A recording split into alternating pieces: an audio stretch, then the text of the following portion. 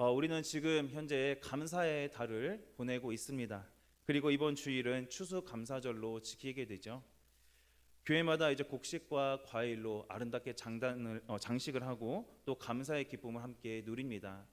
그런데 마음속으로 또 우리가 실제 삶에서도 내가 하나님 앞에 감사해야지 이렇게 다짐을 합니다. 그런데 정작 감사보다 걱정이 더 앞설 때가 많이 있죠.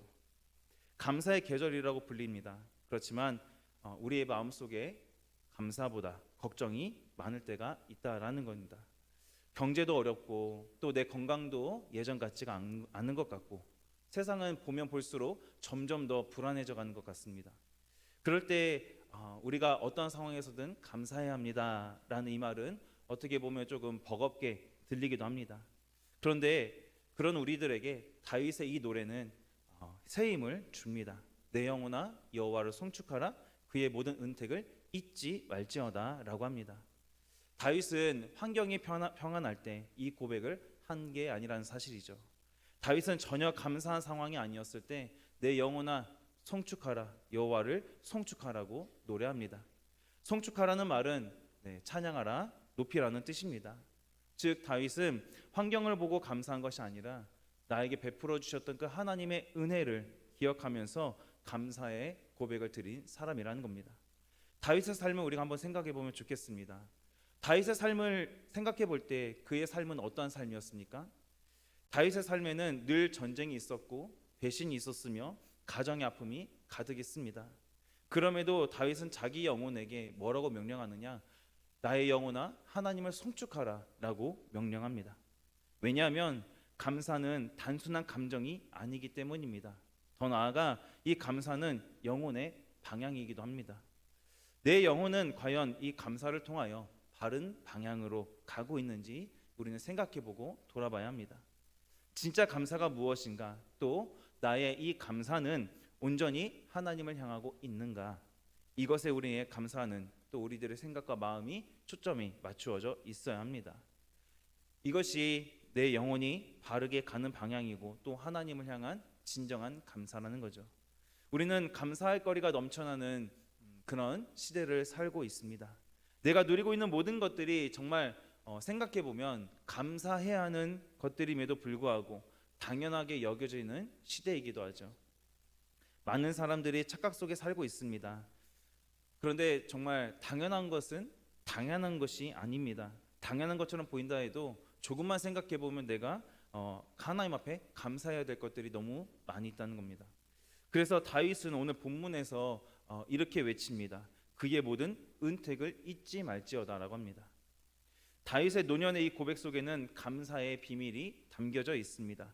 감사는 억지로 만들어내는 감정이 아니라 하나님의 은혜를 우리가 기억할 때 자연히 흘러나오는 반응이라는 거죠. 우리 2절 말씀 같이 한번 읽어보겠습니다. 시작. 내 영혼아 여호와를 송축하며 그의 모든 은택을 잊지 말지어다. 아멘. 다윗은 자신의 영혼에게 이렇게 외칩니다. 내 영혼아 하나님이 너에게 베푸신 모든 은혜를 잊지 말아라. 하나님이 베푸신 은혜를 기억하라고 지금 말하고 있습니다. 기억하는 것 너무 중요합니다. 그래서 다윗은 자신에게 이렇게 명령하죠. 너는 잊지 말라. 이 다윗은 수많은 은혜를 하나님께서 베풀어 주신 그 은혜를 기억하면서 찬양합니다. 다윗의 인생을 돌아보면 아까도 잠시 나누었지만 결코 순탄하지 않았습니다. 젊은 시절에는 사울에게 쫓기면서 광야를 전전했고 가정에서는 아들의 반역으로 인하여 마음이 찢어지는 고통을 겪었습니다. 또 노년에 이르러서는 몸이 약해지다 보니 또 나라의 일을 감당하는 것도 버거웠습니다. 그런데 이 다윗은 여전히 뭐라고 고백합니까? 내 영혼아 여호와를 송축하라라고 고백한다는 거죠. 그 이유가 무엇일까요? 바로 기억입니다. 그는 하나님이 자신을 어떻게 대하여 주셨는지, 지금까지 살아오면서 하나님이 자신에게 어떻게 은혜를 베풀어 주셨는지 그것을 기억하고 있었다는 겁니다. 다윗은 누가 뭐라고 해도 하나님의 은혜를 정말 많이 체험한 사람입니다. 죄 가운데 있었을 때 용서하셨고 또 그가 두려움 중에 있었을 때도 건지셨으며 그가 노년에 있었을 때에도 여전히 붙들어 주셨다라는 사실입니다. 우리 사무엘하 12장 13절 말씀과 시편 말씀 우리 한번 읽어보겠습니다. 다윗이 나단에게 이르되 내가 여호와께 죄를 범하였노라 하매 나단이 다윗에게 말하되 여호와께서도 당신의 죄를 사하셨나니 당신이 죽지 아니하려니와 내가 여호와께 간구하매 내게 응답하시고 내 모든 두려움에서 나를 건지셨도다. 하나님이여 나를 어려서부터 교훈하셨으므로 내가 지금까지 주의 기이한 일들을 전하였나이다. 하나님이여 내가 늙어 백발이 될 때에도 나를 버리지 마시며 내가 주의 힘을 후대에 전하고 주의 능력을 장래의 모든 사람에게 전하기까지 나를 버리지 마소서. 아멘. 다윗이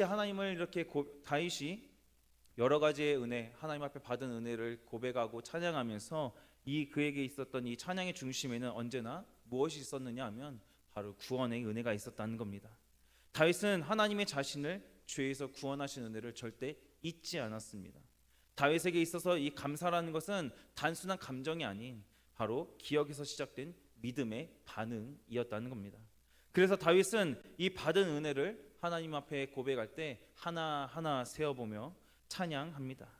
이것이 바로 하나님의 은혜를 기억하는 사람, 하나님 앞에 은혜를 기억하는 사람이 그 기억하는 사람의 자연스러운 반응입니다. 사랑하는 성도 여러분, 다윗은 하나님이 나에게 하신 일들, 나에게 베풀어 주셨던 그 놀라운 은혜들을 세어보며 감사했습니다. 그래서 감사는 무엇이냐? 받은 은혜를 세어보는 일이라는 거죠. 이 사실을 잊지 않으면 감사가 피어나고 그것을 기억하게 될 때 찬양이 터지게 됩니다. 감사하지 못하는 이유, 그것은 여러분 상황이 어려워서가 아닙니다. 물론 상황이 어려워서 그럴 수도 있죠. 그렇지만 무엇보다도 하나님이 나에게 지금까지 베풀어 주셨던 은혜, 하나님이 나에게 행하여 주셨던 일들을 잊었기 때문입니다. 하나님께서 이스라엘 백성들을 향해서 말씀하실 때 하나님을 기억하라고 분명히 말씀하셨습니다. 우리 신명기 8장 18절과 19절 말씀도 같이 한번 읽어보겠습니다. 내 하나님 여호와를 기억하라.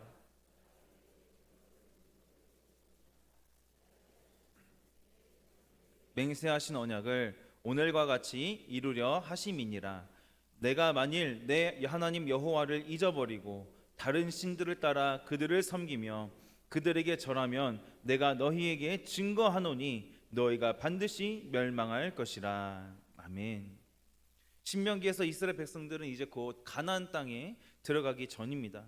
가나안 땅에 들어가기 전 하나님께서 이스라엘 백성들에게 원하신 것이 무엇이었습니까? 우리가 방금 읽은 것처럼 내 하나님 여호와를 기억하는 것, 그것이 바로 하나님께서 이스라엘 백성들에게 원하시는 것이었습니다. 하나님께서 그들에게 재물을 얻을 능력도 주셨고 이같이 하신 이유는 그 언약의 하나님께서 그들의 조상들에게 약속하신 것을 이루시기 위해서였다라는 겁니다. 이것은 분명히 하나님께서 이 이스라엘 백성들에게 주신 은혜이자 복입니다. 그런데 하나님 기억할 때에는 이러한 복들을 받겠지만 하나님을 잊어버리고 우상 숭배하면 어떻게 한다고 하나님께서 말씀하고 계십니까? 반드시 너희는 멸망할 것이다 라고 말씀하고 있다는 거죠. 하나님을 잊었을 때의 이 결과입니다. 분명히 하나님께서 말씀하셨음에도 불구하고 하나님을 가나안 땅에 들어가서 잊어버렸던 이스라엘 백성들, 그들이 어떻게 됐습니까?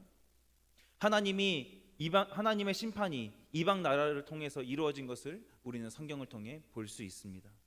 이스라엘 백성들만의 이야기가 아니죠. 우리가 힘들고 어려울 때 불평 불만이 먼저 나올 때가 있습니다. 그 이유가 무엇일까요? 이건 역시 바로 하나님께서 나에게 베풀어 주셨던 그 은혜를 내가 잠시 잊었기 때문입니다.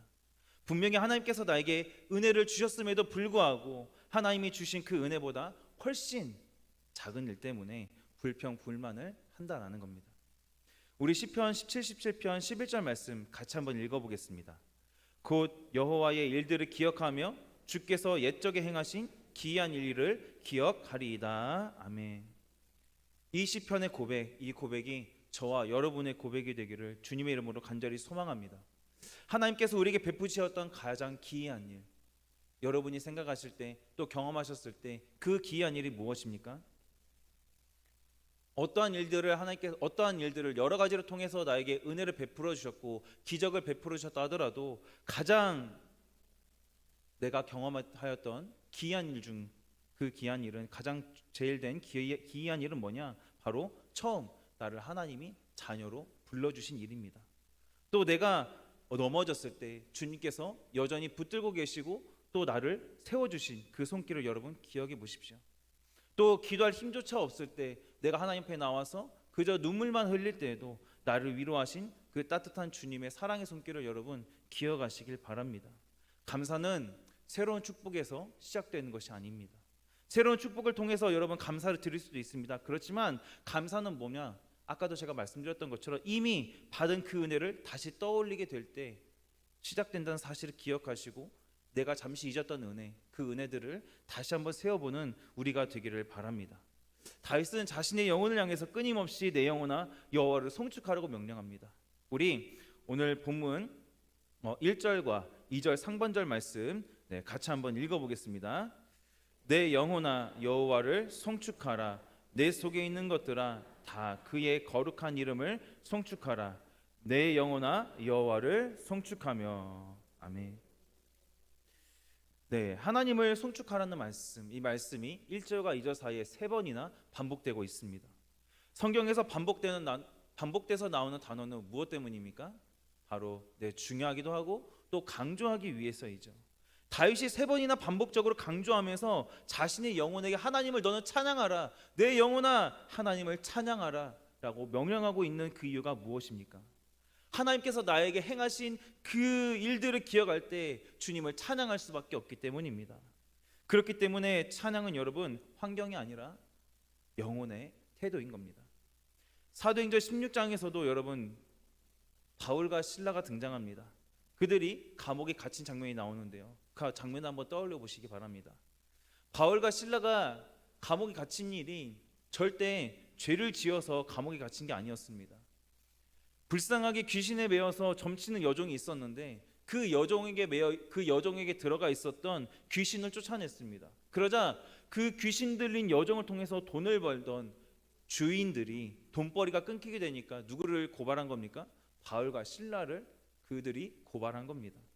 그래서 바울과 실라는 잡혀서 억울하게 매를 받고 또 사슬에 묶여서 옥에 갇힙니다. 분명히 바울과 실라는 누가 봐도 귀중한 한 생명을 살리는 일을 했습니다. 그렇다고 한다면 이러한 상황이라 한다면 하나님께서 영광 받아주시고 또 많은 사람이 그 일들을 통하여 예수님을 알게 되고 예수님을 믿게 되면 얼마나 좋겠습니까? 그런데 완전 반대의 상황이 됐죠. 보통 사람이라면 이해할 수 없는 상황에서 그런 일들을 내가 겪었다 한다면 분명히 불평불만이 나올 수밖에 없습니다. 그런데 이 바울과 실라의 입에서는 무엇이 나왔습니까? 불평불만이 아니라 오히려 하나님을 그런 고통 중에서도 찬양했더라는 겁니다. 어려운 상황에서도 하나님을 찬양했더니 그 결과가 어떻게 됐습니까? 우리 그 결과 사도행전 16장 25, 26절 말씀 같이 한번 읽어보겠습니다. 한밤중에 바울과 실라가 기도하고 하나님을 찬송하며 죄수들이 듣더라. 이에 갑자기 큰 지진이 나서 옥터가 움직이고 문이 곧 다 열리며 모든 사람의 매인 것이 다 벗어진지라. 아멘. 억울하게 매를 맞고 갇혀 있는 그 상황 속에서도 이들은 불평불만이 아니라 그들의 입으로 하나님을 찬양하니까 하나님께서 큰 지진을 통해 옥터를 움직이시고 친히 문을 열어 주셨습니다. 그리고 모든 사람들에게 매여 있었던 그들을 억압하고 있었던 그 착고가 다 벗겨지는 놀라운 일들이 일어났다는 거죠. 어떤 상황에서 변치 않는 그 믿음을 통하여서 하나님 끝까지 신뢰했더니 하나님께서 그들에게 친히 기적을 베풀어 주셨다는 겁니다. 믿음으로 하나님 앞에 드리는 찬송에, 주님을 끝까지 신뢰하며 드리는 찬송에 하나님께서 기뻐하시고 응답하여 주신 겁니다. 다윗을 보게 되면 그의 생명이 위태롭던 그 순간 자신의 마음을 끝까지 하나님 앞에 향하고 있었기 때문에 늘 주님을 찬양하고 있는 모습을 우리는 볼 수 있습니다. 때로는 나의 상황 때문에 내가 억울한 일을 당하여서 내 감정이 따라오지 않는다 할지라도 우리는 끝까지 어떻게 합니까? 믿음으로 주님을 찬양해야 할 줄로 믿습니다. 다윗의 인생에서 이해할 수 없는 그 순간들이 얼마나 많이 있었습니까? 당시 상황에서는 이해할 수 없었을지라도 선하신 그 하나님께서 함께 하심을 믿었기에 다윗은 견딜 수 있었고 다윗은 그 하나님을 찬양할 수 있었습니다. 찬양은 여러분 환경을 바꾸는 것이 아니라 마음을 여는 열쇠입니다.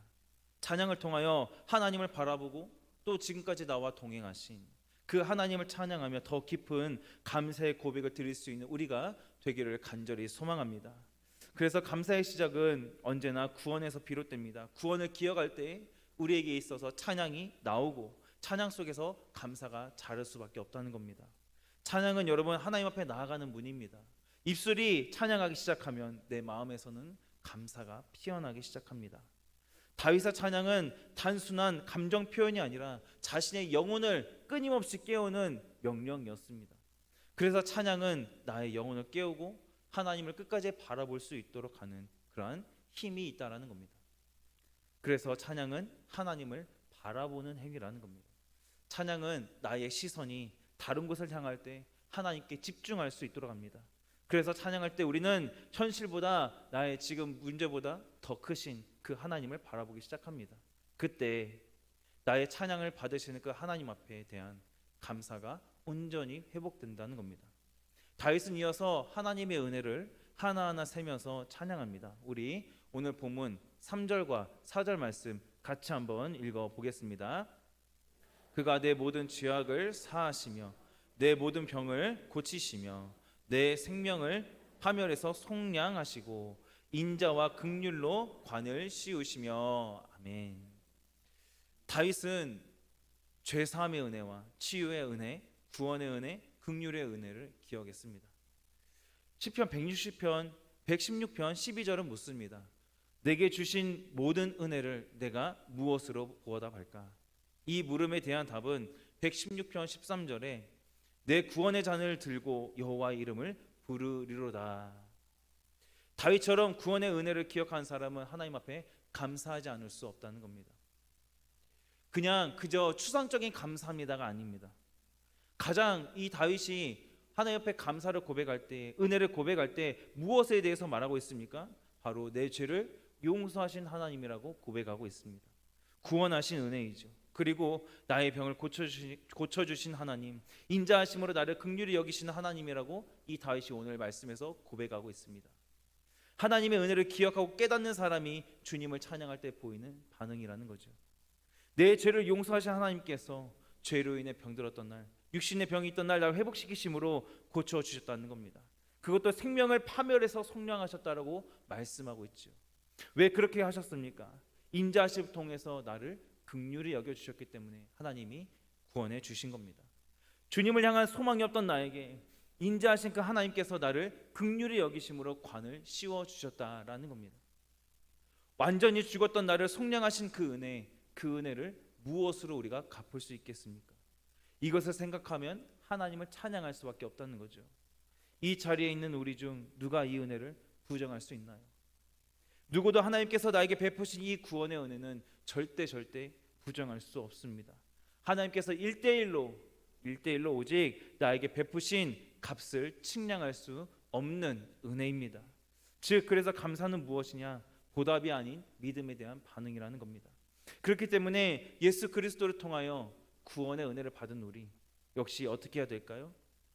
우리도 하나님을 찬양해야 된다는 겁니다. 예수님을 통해 구원받는 우리도 다윗이 한 이 귀한 고백과 같은 은혜를 경험한 사람들입니다. 그렇기 때문에 구원받은 사람들의 그들의 입에서는, 우리들의 입에서는 찬양이 끊어질 수 없습니다.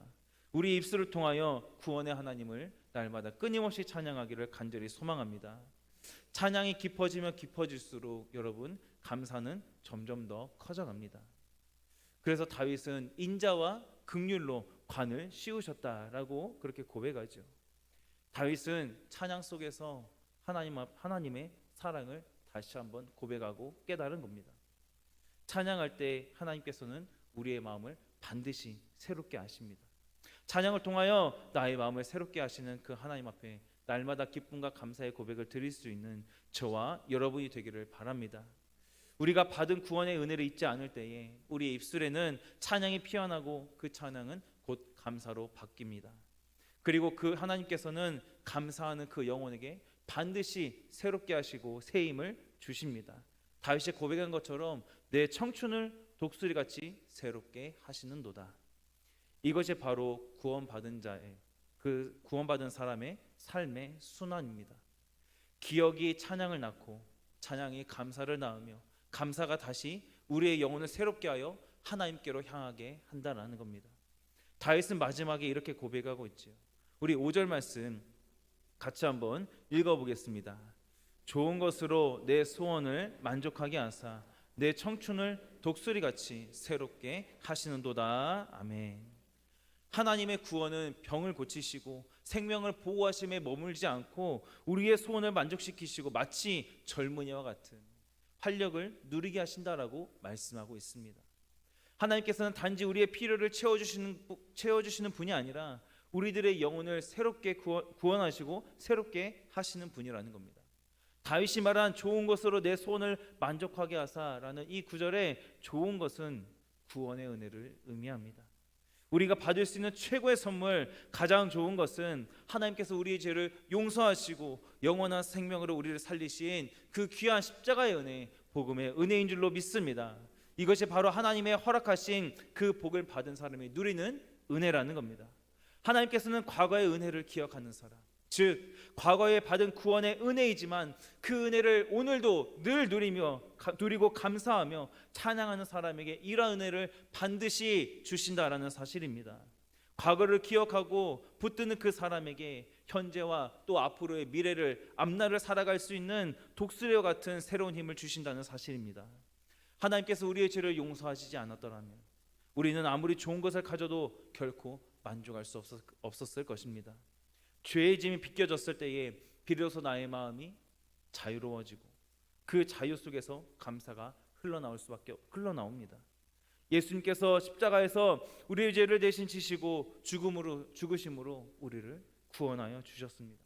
그 은혜를 기억하는 것이 여러분 감사의 시작임을 기억하시길 바랍니다. 그렇다면 우리가 어떻게 청춘처럼 살 수 있을까요? 나를 새롭게 하시는 그 하나님은 겉사람은 낡아도 과거의 은혜를 붙드는 사람, 구원의 은혜를 붙드는 사람을 청춘과 같이 독수리처럼 날마다 새롭게 하시는 줄로 믿습니다.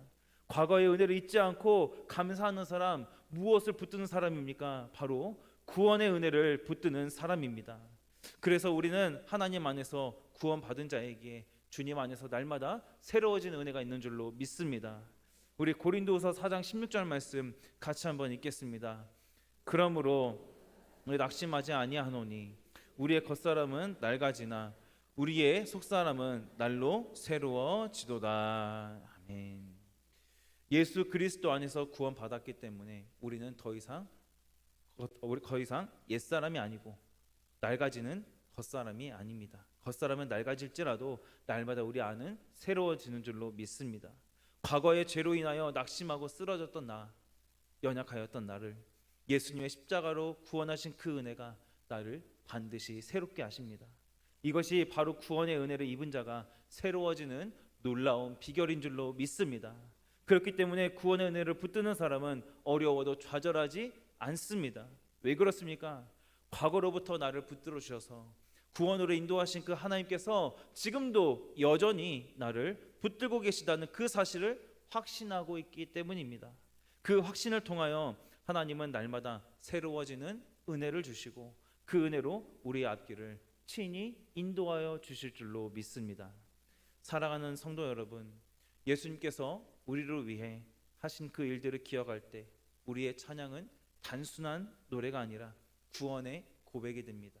그리고 그 고백이 우리의 삶을 감사로 채우게 됩니다. 오늘 우리에게 주신 그 구원의 은혜를 여러분 날마다 기억하시기를 바랍니다. 그 은혜가 오늘도 우리를 만족하게 하시고 우리의 영혼을 날마다 반드시 하나님께서 새롭게 하여 주실 줄로 믿습니다. 결국 우리가 드린 이 모든 감사는 구원의 은혜로 다시 돌아갑니다. 왜냐하면 우리의 찬양도 우리의 감사도 결국은 나 같은 죄인을 살리신 그 하나님의 놀라우신 은혜에 대한 반응이기 때문입니다. 감사의 끝은 언제나 구원이고 구원을 기억하는 사람은 결코 낙심하지 않는다는 것을 여러분 기억하시기 바랍니다. 기억에서 찬양으로, 찬양에서 감사로, 그리고 더 나아가 감사에서 다시 구원의 기쁨으로 돌아가는 그 복된 순환 속에 늘 거할 수 있는 그러한 믿음의 삶을 살아갈 수 있는 저와 여러분이 되시기를 주님의 이름으로 간절히 소망하고 축복합니다.